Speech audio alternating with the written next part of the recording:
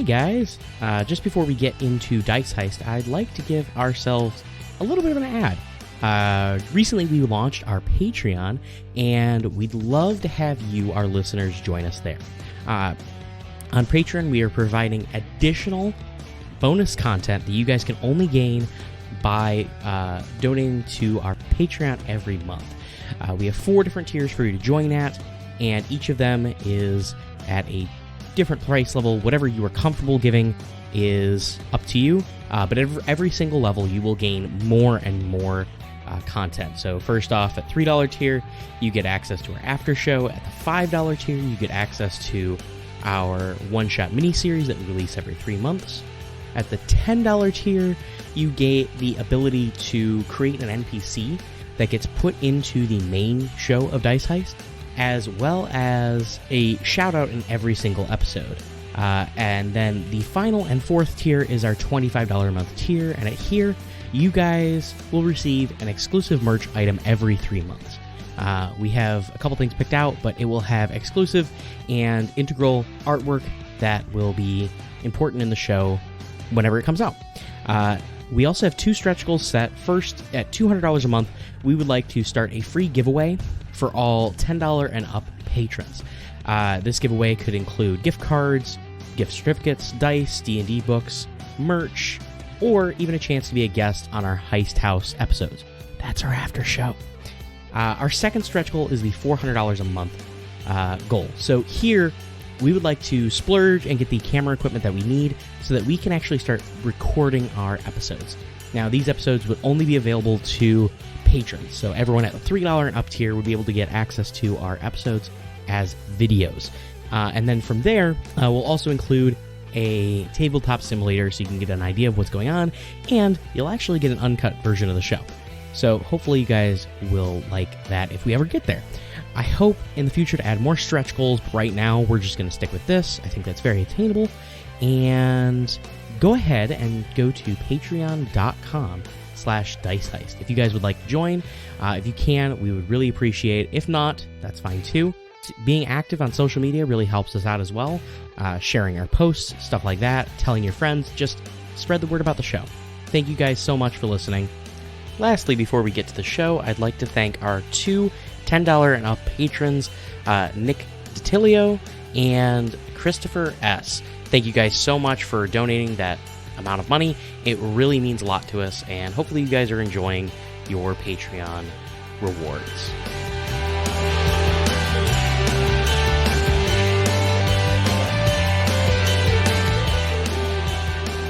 Welcome to Dice Heist, where we roll the dice and see what we can get away with. My name is Aaron. I will be playing Bertram Dirkstride, your resident bard. Off to see the wizard, as it were. Over to you, Nick. Well, I'm not a wizard, but good try. I'm Nick, and I am playing Dirk Vilgoth, the arcane trickster. Over to you, Bronson. Hey everybody, it's Bronson here again. I'm playing Adam Vadava, our rogue wizard. DM. All right, guys. Hi. I am your DM, Raceland. Thank you guys for joining us on this next episode of Dice Heist. And where were we last time? There was a couple of things happening, I remember. And the party is still split up. So I think, first off, we have Dirk and Adam still teamed up with our new friend, Tibo. And Tibo is currently still being played by Aaron for us. Thank you, Aaron, for stepping in and playing that NPC for me. I figured it'd be fun so that you can participate in the action when it happens. So Bertram, on the other hand, is in something that he finds sketchy right now. He's off to see the wizard. Yeah, he's off to see the wizard. And by the wizard, he means the secret organization that his father apparently has been working for nearly all of his adult life, he'd assume. And this has caused some difficult feelings, I'm sure, for Bertram, knowing that his father had this double life and kept this secret from him till he was an adult himself. But his father seems to be showing him kindness now and trying to let him in on this secret while also making sure that his son trusts him. by offering him, when he said he felt like he might die, to go home if that's what he would wish, as that was not his intention. But we are going to pick back up with Bertram immediately as he pulls up to the warehouse that they have been moving to. And as you approach, it seems abandoned. Windows boarded up, and the bricks crumbling at the corners. Brazoff pulls the quad motor to the front bay door, gets out and opens it, then pulls the quad motor in and closes the door behind you before turning off the quad motor itself. Manfred exits the quad motor silently. He motions for you to do the same, pressing a finger over his lips as he does so. Do you follow? I will quietly get out of... Cool. So you follow him as he leads you down rows of old machinery in various forms of disrepair. This machinery mostly has tarps over the top of it, but you are able to catch glimpses of it. Beneath is what appears to be several different lifts, similar things like the crane that you saw back in Vago, the machine used to maneuver around cargo that you saw in the last investigation that you guys dealt with. And your father leads you down this almost alleyway towards the back of the warehouse. And as he finally reaches this one, maybe second or third from the back, he stops. And he pulls the tarp away from this. And underneath, you see what appears to be the cab of a lift machine with a cracked window and a black faded leather seat inside. Manfred, taking a handkerchief, opens the door slowly, eliciting a creak of disapproval from the long neglected metal. He sits in the seat, then closes the door behind him, then looks up at you and motions down towards this control panel sitting in front of him. He then presses slowly 6 different buttons. I'm going to have to try to pay attention to this, I guess. So. And he presses them slowly enough that you are able to pick up the order in which he presses them.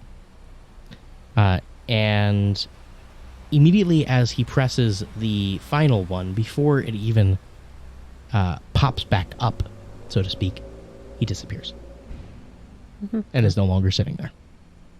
Like, is shunted away, or just like one frame, he's there. Exactly. Okay. Yes. Like cheap bad movies just, took him out in a scene. Just gone. Right then, I will... Brazoff puts his hand on your shoulder and puts his finger to his lips as you say, right then.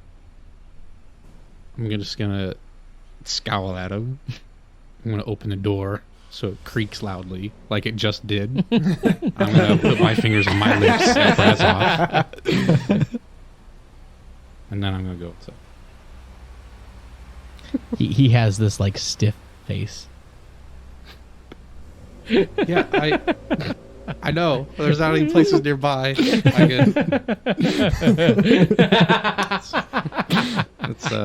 You could do so before you enter the warehouse.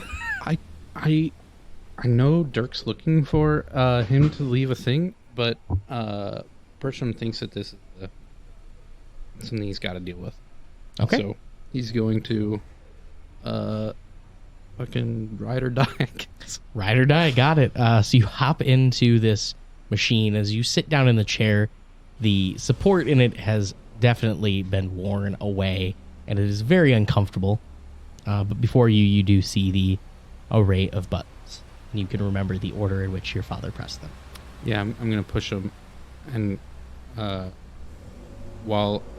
I'm pushing the last one, I'm going to begin to make a rude gesture at Brazoff.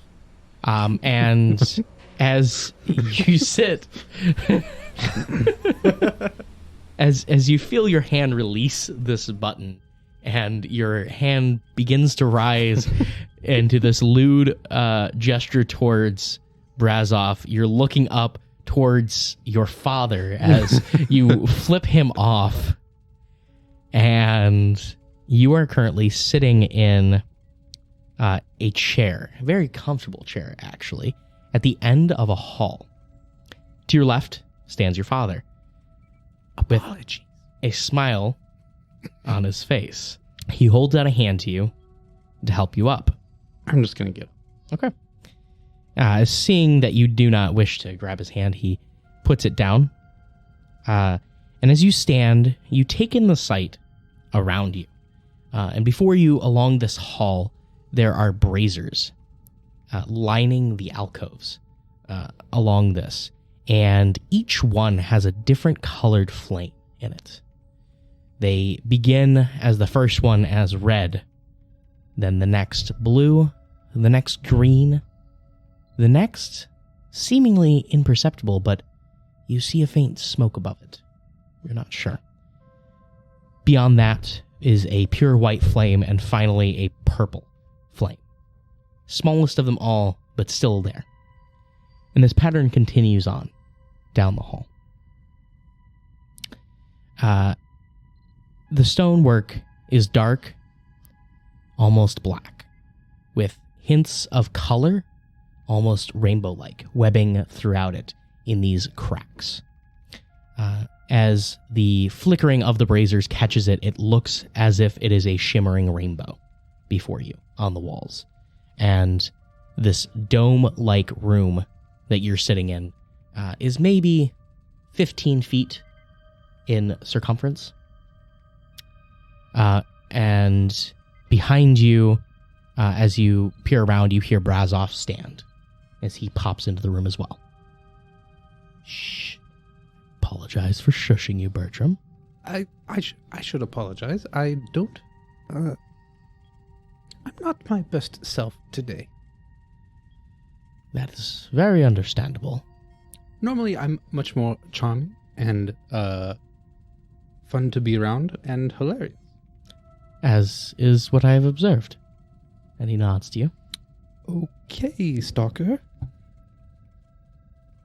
Yes, that was my literal job to find you. Brazov, just nothing to be worried about here. Just leave it. Brazov, would you lead us to the council chambers, please? Of course, sir. And he wanders ahead of you guys, giving you a little bit of a side eye as he walks by. Bertram ticking one more in the possible enemies column.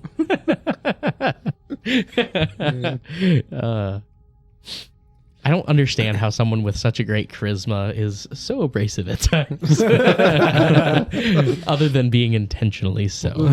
I mean, Dirk's intelligence is also 18, and he's, not always the most.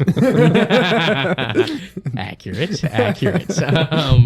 So yeah, you are wandering down this hallway with your father and Brazov.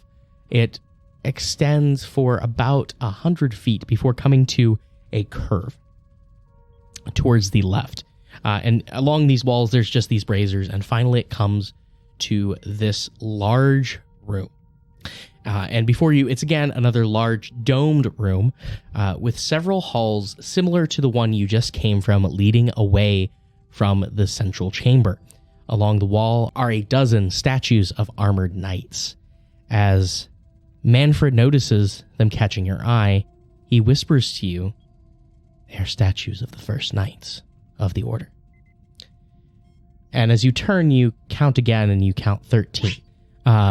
Before you, as you continue on, in the center of the room is a large round table with 30 plus seats arranged around it. A few other humans sit at the table already, and one sits in a larger, more ornate chair that immediately catches your eye. It's towards the left of you. He has jet black hair and a well-cropped goatee. He wears dark red plate mail that looks very ornate. In front of him, laid across the table, is a greatsword, equally ornate and equally well-designed, and seemingly ceremonial. Standing directly behind him to the left is a tall figure, no less than 7.5 feet tall. This figure wears similar ornate armor and holds a great axe, nearly the height of their body. Both the great axe and the armor are pure black, seeming as if they suck the light from the room as it goes near them. Manfred, as you approach the table, quietly bows towards the figure sitting down and then introduces you to Lord Egrir Rayala, and then motions behind him and says, this is his second in command, Lady Karesha. And they seem kind enough as they nod to your father. And Egrir stands and begins walking towards you. Bertram, is it? I have that distinct pleasure, yes. Your father has told me many things, as he has a slight smile on his face. Well, hopefully we can both say that after the end of today's powwow. Well, your father has worked directly underneath me for the past 15 years. We have been close. Glad I could finally meet you. How does working for the precinct serve you? Well, it's work. Is it? Well, as is all. You seem nervous. No, it's best left unsaid. It is nice to meet you. I see. So you're not at all uncomfortable about the idea of a secret organization? Oh, yes, absolutely. I'm uncomfortable with that, and that this organization puts me in a sort of fatherlessness. Yes, I've many thoughts and feelings about all of it. I see. And I'm hoping to understand more. Well, let's leave it at that. I see.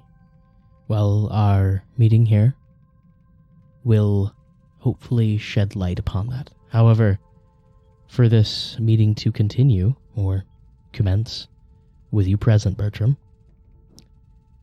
it is required that you be sworn into our organization. It's kind of a bit weird, isn't it? It is. You have It to is. agree to the tenets of the organization before you can understand the organization. How does anyone ever do this? It's fair. Your father explained some, I hope, of our dealings. Maybe not in particulars, hopefully. No. I believe I'm here for the particulars. I see. So what is it that you do understand? That you're a secret cabal of dragon people, and Dragon people. you protect the sequestered powers of the chromatic dragons within bloodlines, I suppose. And I have that unique displeasure as well, and if I don't understand how to control it, you either have to kill me or I'll go crazy. No. Bertram, those are not your only options. And in fact, the first is farthest from likely. Well, then it's rude to put your swords on the dinner table. Bertram, it is better that they be shown openly. And this is no dinner table.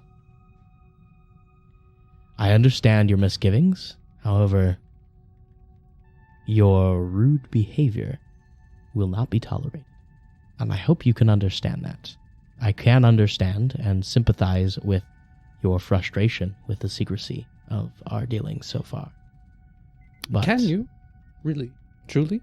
yes, I was in your position once myself. And did the person in charge of your father tell him to be a father in name mostly, if not only? No, the person in charge of my father ordered him to give his life for the organization. So I can tell you I understand what it is truly like to grow up without a father because of this organization. I can also tell you that after being here and working for this organization for the last 35 years, I believe in what they're fighting for. and I respect what my father gave up. Well, hopefully I can also approach it with a similar perspective. I hope you can, but as someone who did, I don't think it will come quickly, and I respect that. But for us to continue, you will need to officially join our organization. Now, this official joining is not a permanent thing. We have magics that allow us to remove the memory of this event from your mind. Of course, with your written consent. And from there, we can move forward. And there are ways we can try to remove these abilities. Or not remove, but lock them away. So it is unlikely that they resurface for you. This, of course, is an option for you, but if what your father says is true about your work with the police force, I don't think that that's what you want. Well, I am here to learn more, to be inducted, and try to understand. Of course. So it is important that I inform you that our number one goal is to not allow the power of the dragon to ever return. That was made clear to you by your father? Very much so, although the details of which I suppose I'm here for. So this power that you have now, right, is directly from the blood of the dragons that we once fought against. And if this small bit of power gives us the abilities we have, then we have come to learn that the Dragonborn themselves hold a smaller fraction of this power. Not quite as chaotic as that of ours, but they hold it. They are blood of the dragon, literally. They were created a more pure form of us. But this power could be made more chaotic. And it has always been a fear of ours that the leadership of the chromatic dragons wished to bring back the dragons themselves. Not because they wished to worship them as gods or fight alongside them as they did eons ago, but rather to bring them under their heel. As you know, the magic and technology of the city have grown immensely in the years that have passed. Past 20 years, things have gotten to an astronomical level. The entirety of the world, what you see above us in the city, was not like this 30 years ago. The city was not much different from that of Vago, Arex Ridge, of the elven cities to the farther west. Just the technology that was brought to them by the gnomes and that they manipulated with their magic in recent years has skyrocketed them into the new era. And this is a dangerous thing, because anyone who holds too much power over the world like this could use it for evil. And within every single dragonborn in the city, the millions of them that reside here, they have the power that we protect just within them. And with the right amount of them and the right rights, it is possible that they could bring them back. We don't want that to happen. Now, when you say that they, are we kind of organization versus other secret organization? No. Our establishment here in the last 10 years, your father starting here, was to determine the threat level of them to begin with. It was a suspected threat of the leadership as they were growing in power. Anyone of great power shows up on our radar. And I feel like it's less organization, the organization as you put it, and more organization doing our best to ensure that the societal leaders are held where they are and don't try to reach beyond what they should. So, you're an organization that keeps an eye on the people in power, or that seek power? Both. Okay. And all in the attempts to keep them from reawakening dragons as they used to be. Dragons at all. So, we don't, seek out dragon whelps and just kill them, or... Yes, that is something we do, but okay. dragon whelps are simply unhatched eggs at this point. I see. Well, okay. I could see how that would be important. You say that, but I don't think you truly understand. I don't think I have a good appreciation for it just yet. So, your abilities, you manifested. How did they come about? I was very drunk, and, I'm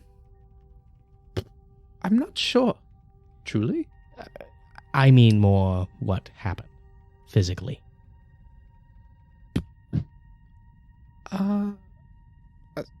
Someone attacked me, and they melted. What was it?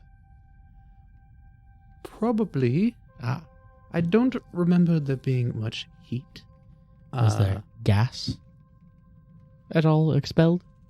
I don't remember being gassy. That's not what I meant. I know. I'm just simply having a time trying to remember. Right. Well, I think perhaps, maybe, let's say there was. Well then, would you mind stepping back for a moment for me? Sure. So he motions over and then tilts his head back up towards the ceiling, this domed ceiling, standing near the center of the room, and this jet of flame erupts from his maw, and just it engulfs the wall and rolls up it as it dissipates, and the cracks that were shimmering with color turn pure red for a moment. But it seems like it dissipates quite quickly after that. And what I just did, that's not what you experienced, correct? No. No. Mm. It was much more melty and less flamey. I see. So this probably indicates that your abilities manifest as the green dragons of ancient time. Well, green is a great color on me. Is it? Most of them are. Yes. Yes. Of course. Yeah.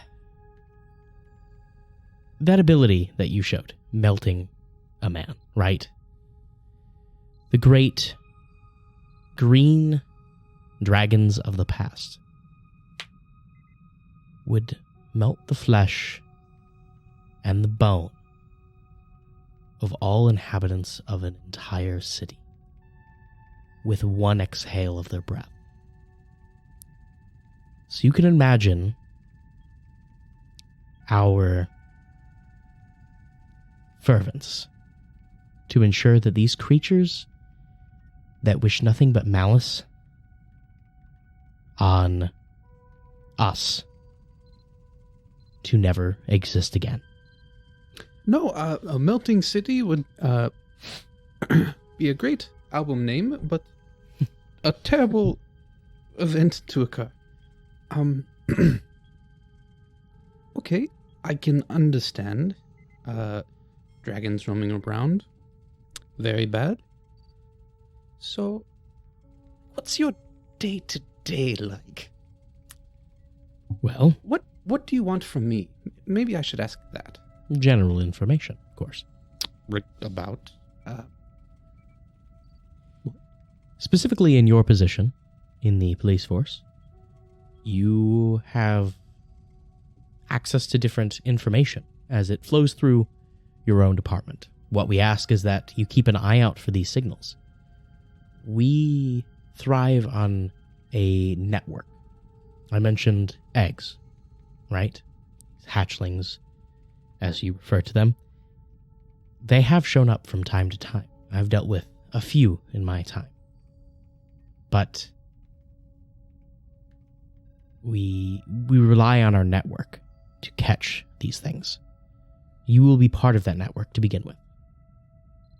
However, being the son of Manfred, this holds you a higher position than some within our organization to begin with. You are privy to our meetings here. You would be considered, in all effects of the word, a knight of the order. Never thought of myself as a knight. Seems a bit sweaty in all that armor, but Your father is also a knight, to be clear. And I see him not wearing any armor. Trust me, this armor is very uncomfortable. I don't like wearing it. well...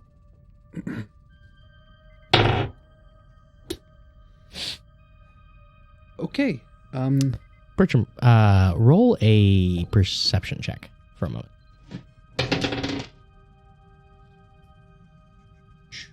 it's not bad. Okay. It's pretty good. Okay. Perception. Dirty 20. Dirty 20. Okay.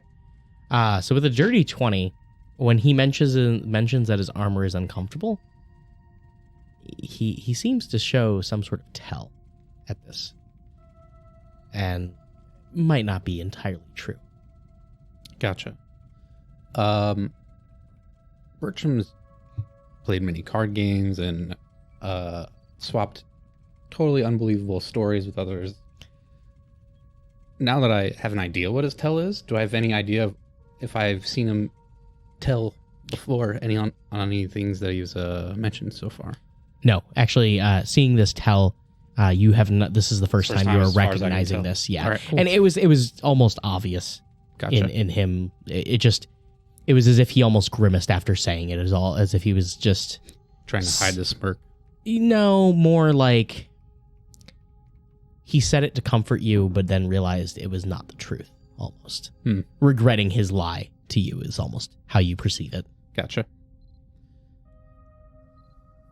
Well, okay. So the responsibilities of a knight. How did you phrase it? Knight of what is the name of the club? We are referred to as the Order of the Dragon's Blood. So it'd be a knight of the dragon's blood. Yes. Okay. It has a nice meter to it. It does. So, as a knight of the dragon's blood, what... I'm just keeping an eye out for information and coming to meetings and... Correct. That's exactly what it That's is. it? Okay. Well, I'm in many clubs already, but I could, of course, make this a priority. Excellent. I still... Well, what's next, then? Well, next, I think we should go sit down, as I believe everyone's almost gathered. Okay. And he motions back towards your father. There's a seat next to him waiting for you. Well, For now, just stand next to Brazov, however, as an unofficial member of the Order. Very well. And he walks away from you at that. And we will move away from Bertram for a moment.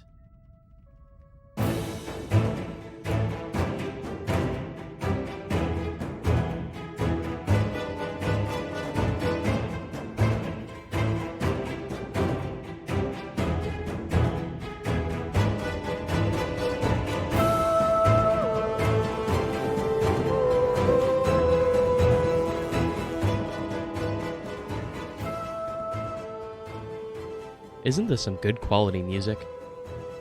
This is Skirmish Epic, Deadly Contest by Raphael Hofstetter from BattleBards.com. That's where we get all our background music and sound effects for the show. What is BattleBards?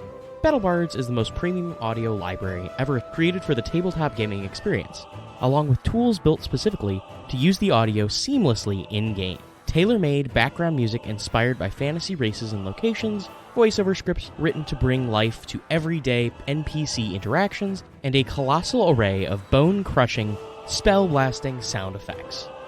This is BattleBards. If you're looking to get the best value out of BattleBards.com, I would recommend giving BattleBards Prime subscription a try. With this monthly subscription, you can enjoy streaming access to all BattleBards content, access to all BattleBards tools, including their soundboard and mixer, the ability to upload and mix your own private audio library, and 20% off all purchases of sounds you wish to permanently add to your collection. I think this is enough for me. Go check it out for yourself and see what they have to offer. Now, let's get back to Dice Heist.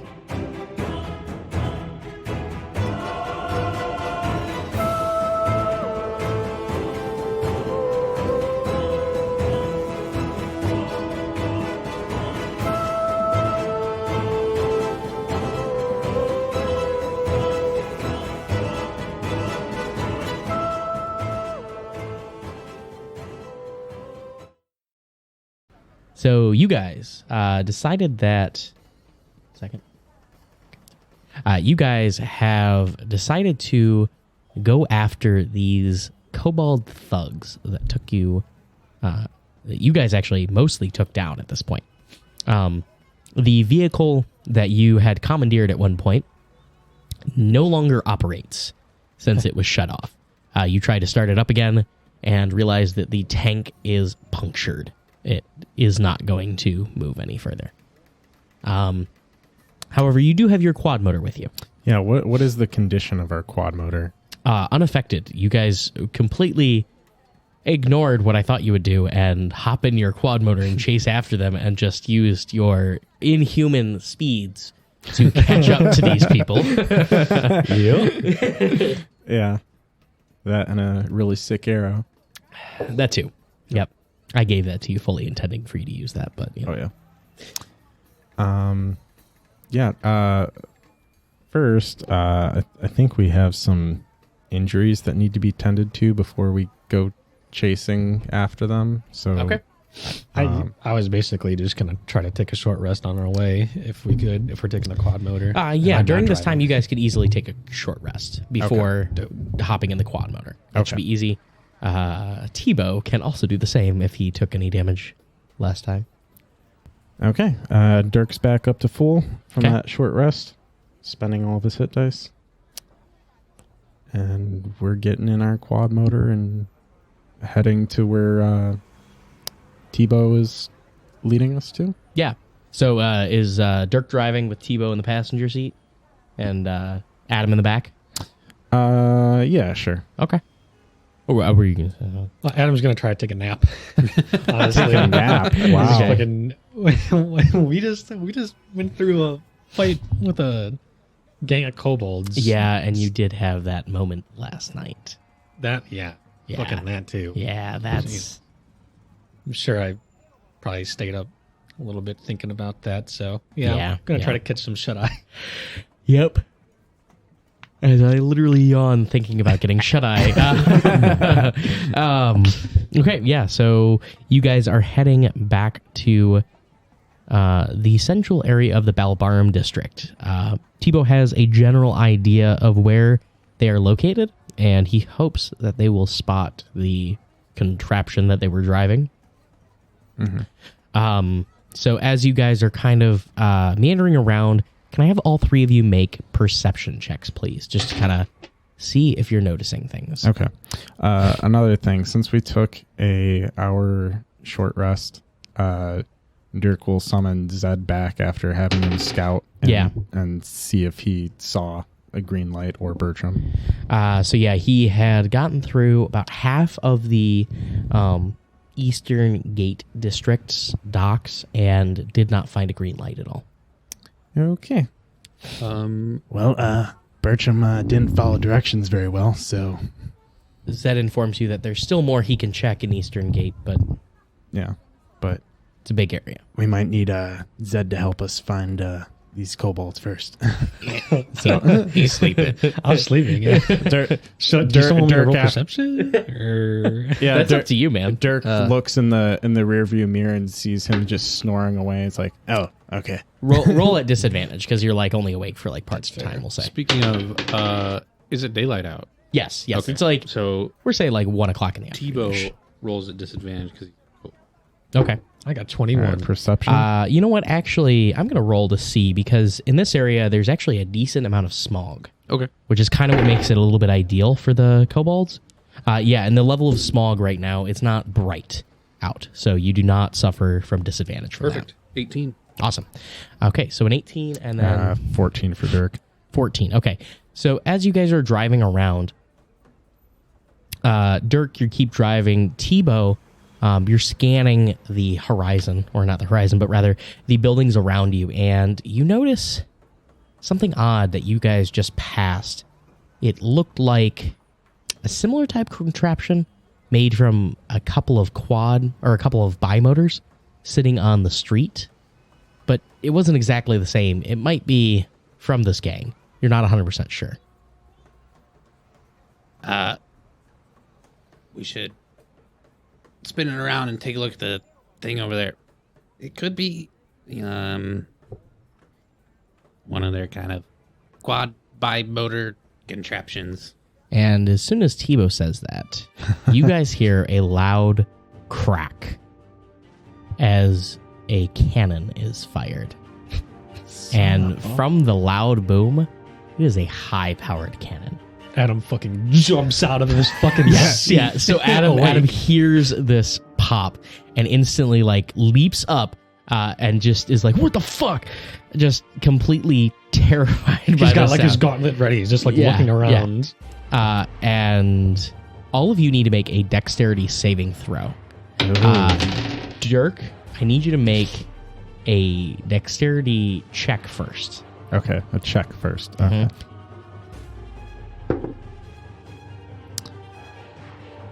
Yeah, buddy. Okay, so with a natural 20, Yep. Dirk, you, this is your check, we'll say, first. Okay. Right? Okay, Yep. so Dirk is driving this quad motor and hears this crack and just instantly turns the wheel. Inexplicably, was not planned, just a quick jerk with his hand, turning it a full turn, and it just begins spinning. It just turns and Tokyo begins Drift? to flip over as it's a little top heavy. However, before you, where you were headed, a cannon shot just explodes on the ground in front of you. You have missed getting hit by this in your quad motor. But the quad motor itself is now rolling down the street and falls into the cavity that was created by this explosion.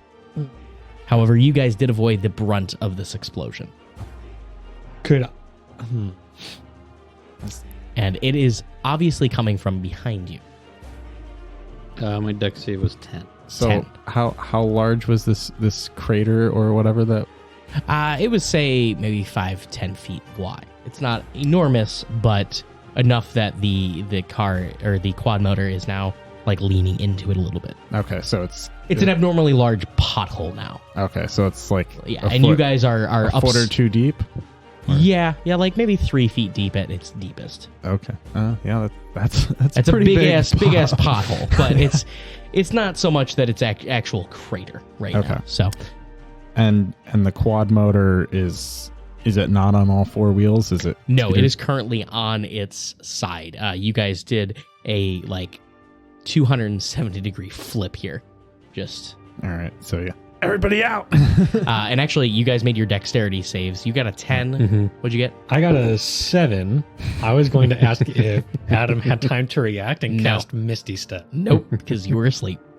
No, I was up because of the pop of the Yeah, that happened like all at the same second. Oh, all right. The pop All right. was just as the cannon is fired. All right. Dirk got a 21 for his dex save. Okay. So Dirk is the only one who will save on this one. So each of you is going to take damage. However, it is generally mitigated because it was going to be the quad motor exploding, and now it's only at tumbling. So both Adam and Tibo are going to take 8 points of damage. Dirk will take 4 points. All right. Yeah, I'm just trying to make sure I don't have that ability, that rogue ability yet that allows me to negate. You do. Oh, Negate damage. no, No, you don't have that one. That's evasion. Okay, yeah. Okay. You do have uncanny dodge, but that's only for attack rolls, I think. Yep. Okay. Yeah. Okay, so you said 4? Yes, correct. So yeah, there's just a small bit of damage. You guys get a few bumps and bruises as the quad motor rolls over. But behind you there is the warehouse, and as you kind of are all scrambling out of it, the cannon is visible from one of the upper windows now, as there's smoke billowing out of it, and you can tell that it's being reloaded right now from where you are standing. Okay.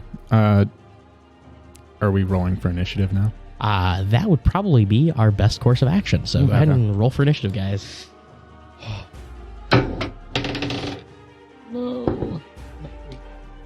No. Wait, hang on. Has Adam ever rolled well for initiative? I don't think so. It's always Maybe been once. terrible. Yeah, Okay. Nice. 22 for Dirk. of course. 21.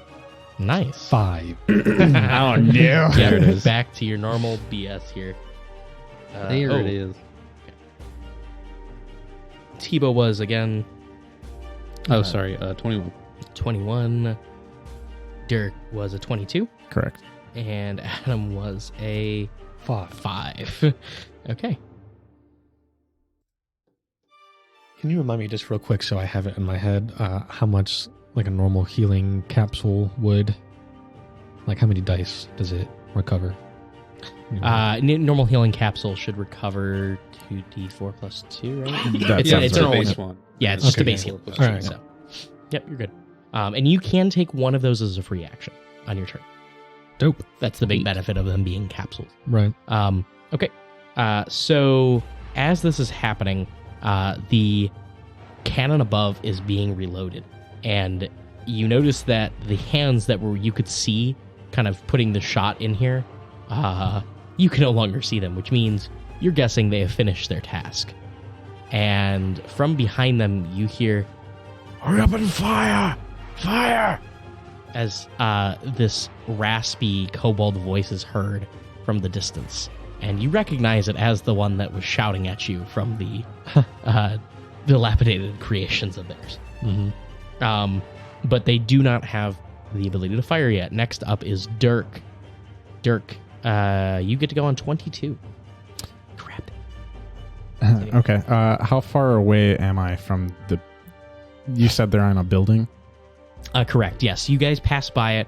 We'll say that you guys are about 100 feet away from the building right now. Okay. All right. Just right.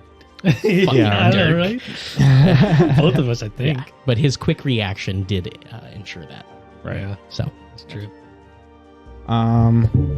Okay.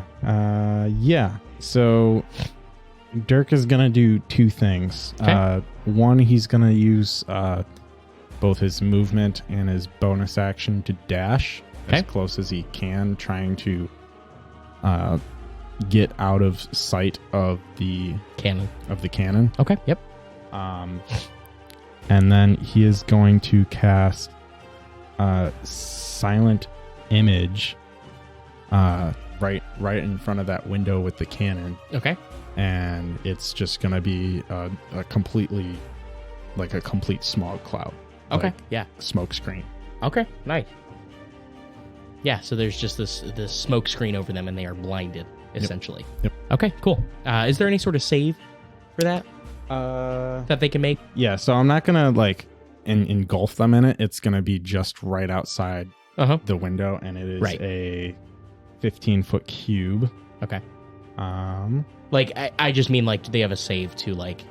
Can use their action to investigate it. Okay, okay. DC 15. Okay, all right, that's fine. Yep. I will keep that in mind. And then if they figure it out, then they can see through it. Sounds good. So next up, we have Tibo. Tibo's gonna run at them, and a wall of smog is gonna appear in between them. Mm-hmm. But he can only run 30 feet, so Okay. that's what he's gonna do. And I assume I can't see the people loading things. Not moving now. around. Nope. Yep. You could have. Thought as much. Yep. Okay. Tibo is.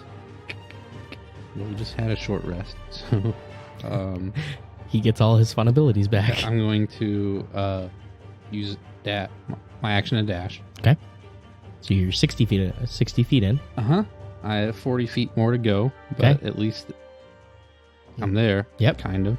Yeah. And I'm gonna hold a. Can I just shoot where I remember them being, perhaps? Or if not, then I'm Tibo's going to hold his action to shoot at someone. He can see it. Did you not use your action to dash? I'm using action surge. Oh, I see. Okay, so you're gonna use your action surge. You could shoot. You will have disadvantage on the attack against them. Yeah, that's Okay. I'm gonna. Yeah. I'm gonna. Yeah, so you can take 2 shots with pew pew pew pew. So, remind me again the people I saw. 'Cause I would like to go. Tibo would like to shoot at the person in charge of firing the cannon, if he has any inclination of who or where. Yeah. With Tibo's training, he definitely knows like where that person would be positioned. So based on where he knew the cannon to be, you can accurately make that shot. Okay. I will let you know that they do have half cover, Sure, absolutely. as well as you having disadvantage. Right. So it's not an easy shot. Nah. Yes, he is. We have. Ooh, that's definitely gonna miss. Mental math. 15. 15. 8, 7. 15 is exactly what you needed to hit. They only have a 13 AC, so you're good. I'll just roll for my. Yeah. Okay. I'll just roll for both. That's probably definitely gonna miss. It's 10. Yeah, 10 definitely misses. You barely hit with the 15. So the first Yeah. we got 9 piercing. Okay, 9 piercing damage. I will mark that. And you do hear a shriek. Got him. Alrighty. So Tibo is done with his turn then. Cue kobold scream. I think I have to be. Let me double check this maneuver. Okay. This is so dumb, but I'm gonna do it. I'm gonna use goading attack. Okay. So, because I hit him with the weapon attack, I'm gonna expend a superiority die, and add that damage. Okay. Which Is it D10 for you, I think? Or is it D8? is it? Okay. D8. So you get to do a D8 damage. That's 3 more, Okay, nice. and they need to make a Wisdom saving throw of DC 15. If they fail, then they have disadvantage on shooting anyone that's not me. A but wisdom they'll- saving throw. Yeah. Okay. They'll probably have that anyway. What's the 'cause they can't DC? see us. What's that? 15, 1-5. 15. Okay. Yeah. Failed majorly. In fact, you know what? Since they already have disadvantage, I will say that it stalls them for an extra round. Ooh, so that's next awesome. round they will not fire. Damn. Awesome. So Tibo Yeah. MVP. it's a complex piece of machinery. Makes sense to me. We will give you that because you wasted something you only have a little bit of. Yeah, I'm Tibo. No. No, but yeah, I'm not going to let you waste your shit for nothing. So next up, we have kobolds, and there are 3 of them in the windows above the cannon's window. And you see the barrel of long guns being pointed down at you, and we're going to see, because they're going to shoot at you guys kind of randomly right now. All right. So 2 are going to go towards Tibo, and 1 will go towards Adam. So the 2 shooting at Tibo. Actually, they're each going to have 2 shots. So, Tibo, your armor class is? 18. 18. So 1 will hit you from the first guy. In the second... wait, hang on. That cloud, would it have extended up an entire story? It was a 15-foot cube. So we will say it is because at least an angle downwards because you're a little bit closer to the building now, so they would have disadvantage because they're shooting through that. Sure. You're a generous god. I try to be. So no hits on you actually yet. No hits at all. Okay. 4 shots, just bang, bang, bang, bang. You just fire off. Hopping from one foot to the other. Yeah. They're Dodging nowhere near shots. you, but you're Still just doing hopping it. back and forth giddily. As Adam, however, is not, because he's still all the way back by the quad motor, he is not protected by the cloud, unfortunately. Just Fair based on angle alone. Figured that was a fair way since you didn't plan on that, but so the first shot rings out, and how does a 16 strike you? A 16 would normally strike me, but Adam's going to use his reaction to cast shield. Okay, cool. So that brings your AC up to 17, I believe. 17, okay. Plus, Oh, no, it it's should plus be 5. Yeah. Okay. So 20. 20. Okay. So Adam, as you are standing there, you feel a bullet coming near to you, and you snap your fingers on your gauntlet, and the shield envelops in front of you, and you just see 2 bullets smack into it with this loud ting and slide off of the shield as it blocks both of them. Dope. So that concludes the sharpshooters up above. Next up, it is now Adam's turn. All right. Would you... No. Well, I guess I don't have to ask that. All right. They're 100 feet away from me? Is that right? Correct. Okay. And how high up are they in this building? So we'll say that it is on the 3rd floor where the cannon is, and the sharpshooters are on the 4th. Gotcha. Okay. I think roughly like 10, 12 feet each floor. So All right. There are windows on the 1st floor? there are, but they are mostly boarded up. All right. Yeah, that's 120 feet. Cool. I'll cast Scorching Ray. Okay. All right. So you cast Scorching Ray. Are you attacking the ones up in the that are sharpshooting? Yeah. At you. Okay. Yeah. So there's 3 of them exactly. So you can aim 1 at each if that's what you want to do. Actually, I'm gonna just make all 3 go at 1. Okay. Yeah. So you do that. They do have partial cover, Okay. so their AC will be increased by 2, but you can make 3 attack rolls against them. All right. So go ahead and do that, and let me know what you roll. Your number to beat is 18. The sharpshooters are better than the grunts. Nat 20. Nice. 2 and 8. Okay. What's your bonus? Will the 8 get you to 18?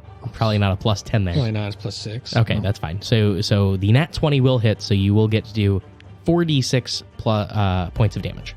Do. Still not a small matter. 4, 4, 5, and 6. 4, 19. 19 points of damage. Nice. Okay, that was a significant attack towards them. Oh yeah. You do hear them kind of like shriek from that window as they roll back, and you can see the room is dimly lit by the fire now engulfing them as it is put out as they pat it down before re-emerging hesitantly. Did But- 1 or 2 of them hit? Because it's 2d6. Only 1 hit with a crit. Yeah, it was a crit. So it was 46. Of course. Yes. Um, What's up? as my bonus action, I want to activate my blade song. Of course, yeah. And And so I will can run real heckin' fast now. So 80 feet towards them. I'm gonna try to like. Oh, because so are the boots of speed just always active, Yeah, I don't. Okay. Well, or is it something you have to activate as a Let me bonus see. action? I think you gotta think- click them together, but I'm not sure what I'm pretty the sure action you do. economy is. I think it's a bonus action to click them together. I don't know if it has a limit to how often you can do it either. Yeah. yeah, I have to use bonus action and click the boots together. So I won't. You can move 40 Benefit. in a turn. Yeah. Okay. That's all you have left in your with your action economy because you used your bonus and your action already. Yep. So Yeah. Right. Because I'm base 30 usually. And Blade 10 Song more. gives me another 10. Yeah. All right. Yeah. All right. Is there anything I can like take cover behind that's in between? the side of the line of buildings that you're kind of running along here Mhm. will give you at least partial cover. Kind of like how Dirk said he was kind of huddling down towards that side just so he's less of a target from the cannon and also the fire above. So you can use that, and as you get closer, you will have more cover. So right now you'd have, say, half cover. So Dope. All right. Good enough. so that's it. And from here, we're going to leave you guys in suspense as we head over to Bertram. And the meeting has begun as Bertram stands off behind his father to the left, Brazov to his father's right. I'm sure Bertram stands a little bit uncomfortably back there, though. Yeah. I mean, he's more of a person of movement Yeah. than someone who's comfortable with just standing still. But yeah, he would do his best to not get stabbed. So, Agreer, after being seated, he motions for all to sit at the table or stand in their appropriate positions like yourself. And you do notice as you wait for everyone to come to their appropriate spots, there are several people, all seeming a little bit better dressed, that have similar people standing behind them. You're assuming that these are figures of some sort of higher standing, similar to your father. And these other individuals are working for them.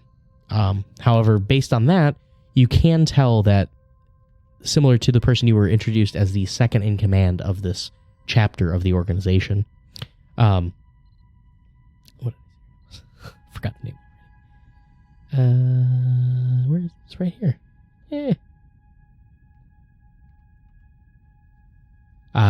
Lady Koresha, the woman who you did not know to be a woman, clad in the pitch black armor. And now that it has commenced, she has removed her helm and sits next to Agreer. And something that you find immediately odd, you were informed that all the members of this group were human. But based on this person, you're fairly certain they are not entirely human, at least. They look to have some form of orcish blood in them, at least. Maybe heavily leaning towards orcish, based on their sheer size and their facial structure. Just being more angular, having a more olive-colored skin, and almost like teeth that seem to not fully fit in her mouth. But Agreer pulls the sword off of the table and he slides it into a slot in the chair that he is sitting in. And it makes a click noise as you sit. The facility is now secure. We can commence our meeting. No communication will be allowed in or out during the duration of this meeting.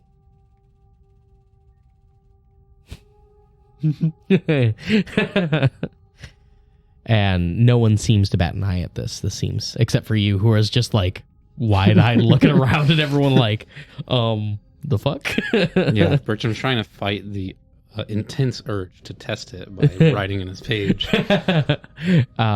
So you are able to kind of look around real quick, and he begins the meeting by saying, "Welcome all. Thank you for coming to this rushed meeting.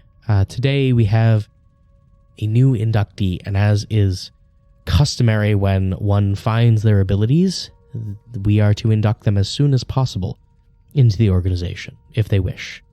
And he looks over at you, Bertram Durgestride, son of Manfred Durgestride. It has come to our attention that you have developed abilities which match the blood of the green dragon. Please step before me. Bertram will, ever the showman, just kind of cockily saunter over in front of him. Do as he asks. Yeah, so you cockily saunter over. Go and roll a performance check just to see how how much swagger you got here. Trying to hide the extreme nerves. Yeah. I mean, what? You said performance? Correct. Yeah, I mean, yeah, it feels like a performance check here. I am looking at Tibo. Hang on. I was like, there's no way it's Why is minus he one. so bad at this? There's no way it's minus one. I started to panic. Oh, God. That was kind of funny. 27. 20. Holy shit 16 on a cracker. plus 11. Nice. Okay, so with a 27, you with a nice gait are able to wander up to him and your own pace, as if you are holding everyone on with every step. As you approach, a Greer looks at you and asks, "Please, hand me your weapon, sir." It's a bit awkward. I used... Which one? Whichever you feel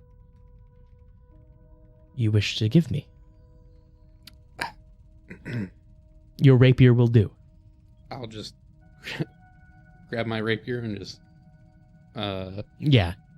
With the flourish. flourish it out of the Yeah. And sheath, scabbard. you flip it in the air and catch it with the blade as you hand it to him. And he takes it from you, gingerly bowing as he does so, pausing for a moment with his hand on it. Bertram, would you please kneel before me? I will do that. And you do it with the most grace. Just kind of... if hesitant when you do so. Yeah, for this and that high of a performance check, just all of Bertram's movements almost have like a beat or rhythm to them. It's as if it flows with his words as he speaks. And Bertram, you are to repeat after me as you are inducted into our order. I swear to uphold the edicts of the Order of the Dragon's Blood. I swear to uphold the edicts of the Order of the Dragon's Blood.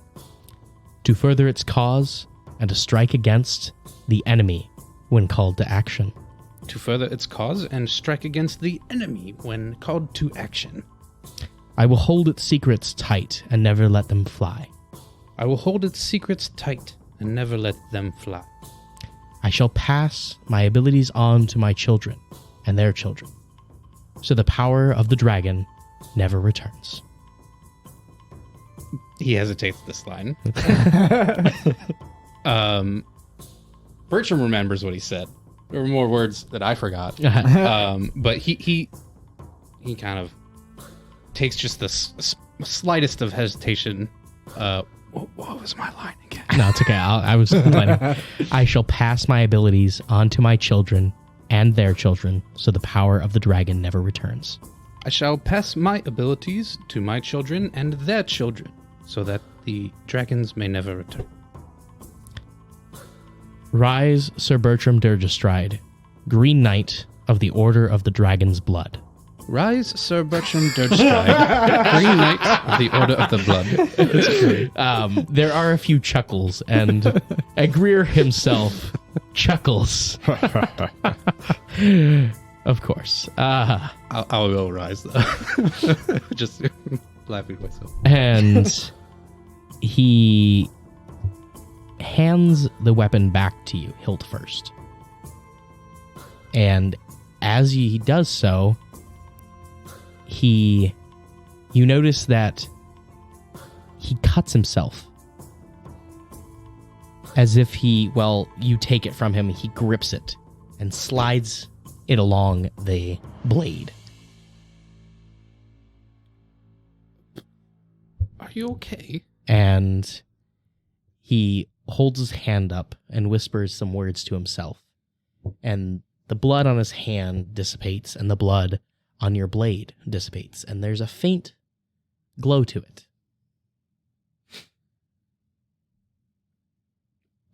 Bertram, your rapier that is a +1 weapon now also deals 1d4 poison damage Ooh, when you hit with it. Nice. Neat. Is it? I don't think it was +1 before. Is it +1 now? Oh, it is +1. Yeah, it's +1. Yeah, it's okay. So it's still +1, and it also gains that ability as well. Gonna, as part of my flourish, just hide it as much as I can. Wipe the blade off. And, yeah. Ram the rapier You back. do notice that the acid on it does kind of affect your leather gloves that you are wearing in a negative manner as you do so, as if it scorches it a little bit. But that is for another time, as we leave here, as Bertram was just knighted by the Order of the Dragon's Blood. Thank you guys so much for listening to this episode of Dice Heist. Next time we will pick up after we go back to the other guys and find out what else is up Welcome with to this Dice Heist, where we organization. roll the dice Bertram and has see what just we can joined. get away with. My name is Aaron. I will be playing. Goodbye for now, guys. I'm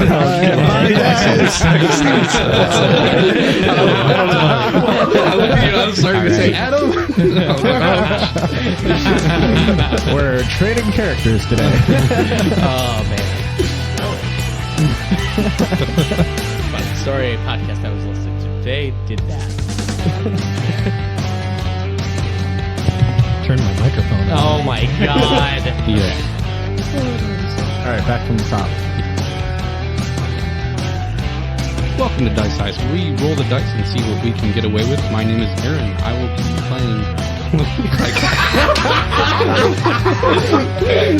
Second time. Okay, all right. Take Nobody three. look at him, okay? 3. Go ahead. Welcome to Dice Heist, where we roll the dice and see what we can get away with. My name is Aaron. I will be playing. I got the guild now. It's not